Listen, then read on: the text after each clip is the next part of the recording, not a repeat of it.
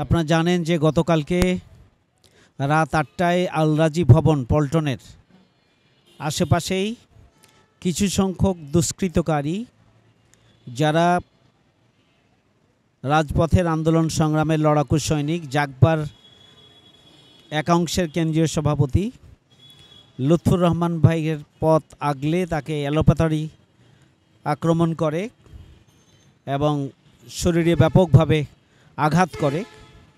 একটা পর্যায়ে যখন পরিস্থিতি বেগতিক তখন তিনি চিৎকার দিয়ে উঠলে আশেপাশে জনগণ এসে তাকে উদ্ধার করে এবং ইসলামী ব্যাংক হসপিটাল স্পেশালাইজড হসপিটাল পল্টনে তাকে ভর্তি করে। এখন চিকিৎসাধীন অবস্থায় তিনি রয়েছেন। আমরা এই খবর শোনার পর থেকেই বিষয়টির তার স্বাস্থ্যগত খোঁজখবর নেওয়ার জন্য স্থানীয় সংগঠনকে আমরা নির্দেশনা দিয়েছিলাম। আমিরি জামাতের নির্দেশনায় আমিরি জামাতের পক্ষ থেকে আমরা এখন তার শরীরের সার্বিক খোঁজখবর নেওয়ার জন্য এবং চিকিৎসার সার্বিক খোঁজখবর নেওয়ার জন্য আমরা এসেছিলাম। আমরা তার সাথে সাক্ষাৎ করেছি। তিনি এখন আশঙ্কামুক্ত। শরীরে অনেকগুলো আঘাত এবং এলোপাতাড়ি আঘাত হওয়ার কারণে তিনি এখন অনেক কষ্টের মধ্যে রয়েছেন। আরও হয়তো 2-1 দিন হসপিটালে তার থাকার প্রয়োজন হবে। আমরা আল্লাহ রাব্বুল আলামিনের কাছে তার সুস্থতার জন্য দোয়া করি।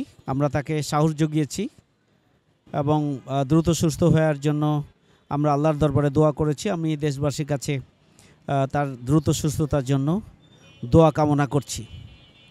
একটা কথা না বললেই নয়, আমাদের লুৎফুর রহমান ভাই জাগবার একাংশের কেন্দ্রীয় সভাপতি।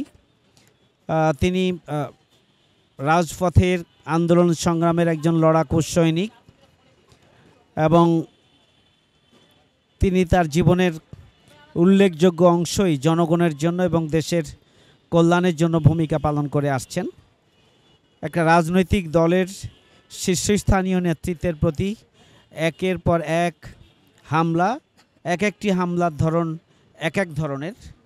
কয়দিন আগেই ডাকসুর সাবেক ভিপি নুরুল হক নূরকে নির্মমভাবে আইনশৃঙ্খলা বাহিনী পিটিয়েছে এবং এখনও তিনি আশঙ্কামুক্ত হন নাই।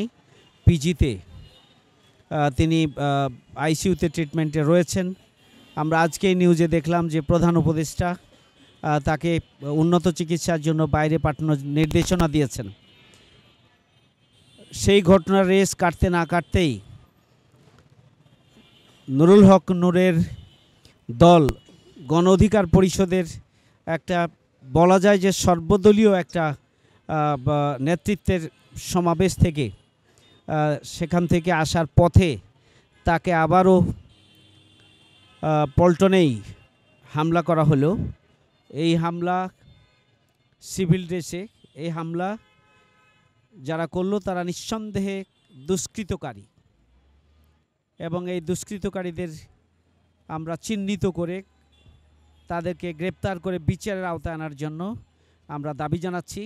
আমি জানি না যে পল্টন থানার পক্ষ থেকে এই ব্যাপারে কোনো পদক্ষেপ গ্রহণ করা হয়েছে কিনা। যতটুকু জেনেছি এখন পর্যন্ত পল্টন থানা কোনো উদ্যোগ গ্রহণ করেনি। আমি পল্টন থানার প্রতি দাবি জানাতে চাই, একটা এত বড় ঘটনার পরে থানার কর্তৃপক্ষ তো ছুটে আসা দরকার ছিল এবং বিষয়টি তদন্ত করা দরকার ছিল এবং তার প্রেক্ষিতে পদক্ষেপ গ্রহণ করা দরকার। এখন পর্যন্ত থানা প্রশাসন এই ধরনের কোনো পদক্ষেপ গ্রহণ করেনি।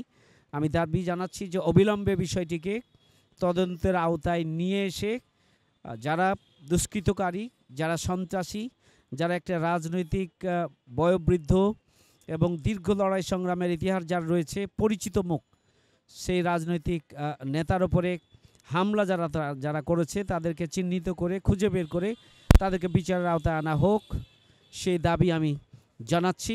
আবারও দেশের এহেন পরিস্থিতিতে সকল রাজনৈতিক দলকে আরও সজাগ এবং সচেতন থাকা, ফ্যাসিবাদ বিরোধী আন্দোলনকে জোরদার করা এবং সকল দল আগামী দিনে যে কোনো চক্রান্ত ষড়যন্ত্র রুখে দেওয়ার জন্য ফ্যাসিবাদ বিরোধী জুলাই যোদ্ধা সহ এদেশের জনগণকে ঐক্যবদ্ধভাবে সদা জাগ্রত থাকার জন্য আমি আহ্বান জানাচ্ছি। আবারও লুৎফর রহমান ভাই, তিনি জাগবার এক অংশের কেন্দ্রীয় সভাপতি, তার সুস্থতা কামনা করছি এবং দ্রুত সুস্থ হয়ে আবার যেন জনগণের খেদমতে তিনি ফিরে আসতে পারেন। আপনারা ইতিমধ্যেই সবাই জেনেছেন যে সর্বদলীয় বৈঠক থেকে ফেরার পথে জাতীয় গণতান্ত্রিক পার্টি জাগপা তার সম্মানিত সভাপতি তাকে পথ রোধ করে তাকে আক্রান্ত করে এবং